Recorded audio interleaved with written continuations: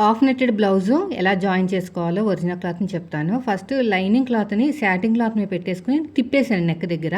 ఒక top stitch వేసుకున్నాను. ఇప్పుడు ముందుగా కట్ చేసుకున్న ఈ నెట్ క్లాత్ ఉంటుంది కదా, ఉల్టా సీదా చెక్ చేసుకొని ఆ నెక్ దగ్గర క్రాస్గా ఉన్న క్లాత్ని తీసుకుని శాటిన్ క్లాత్ నెక్ పట్టి కుట్టేసేయండి. నెక్ పట్టి కుట్టిన తర్వాత ఎగ్జాక్ట్గా కరెక్ట్గా నెక్ దగ్గర కరెక్ట్గా వచ్చేటట్టు, ఇదిగో నెక్ పట్టి చూసారు ఎలా కుట్టానో, లాంగ్ వీడియోలో పోస్ట్ చేసాను చూడండి. ఇలా ఎగ్జాక్ట్గా ఇలా పట్టేసుకుని, నేను కటింగ్ చేసేటప్పుడు కూడా ఎగ్జాక్ట్గానే కటింగ్ చేశానండి. ఇలాగ పట్టుకుని కరెక్ట్గా స్టిచ్ చేసుకుంటూ వెళ్ళిపోండి, అంతే. ఇప్పుడు ఒరిజినల్ క్లాత్ని, లైనింగ్ క్లాత్ని చంక దగ్గర పైనుంచి కుట్టుకుంటూ రండి. అడుగు భాగంలో పెడితే అంత పర్ఫెక్ట్గా రాదు, కానీ ఇలా పైన పెట్టేసుకుంటే మీకు అడ్జస్ట్మెంట్ చేసుకుంటానికి వీలుగా ఉంటుంది. ఎలాగో ట్రాన్స్పరెంట్ క్లాత్ కాబట్టి మీకు కింద ఉన్న క్లాత్ పైకి చాలా ఈజీగా కనిపిస్తుంది. దీని తర్వాత డాట్స్ వేసేసుకుంటే మీకు నెట్ హాఫ్ నెట్టెడ్ బ్లౌజ్ అయితే ఇలాగ జాయిన్ చేసుకోవచ్చు.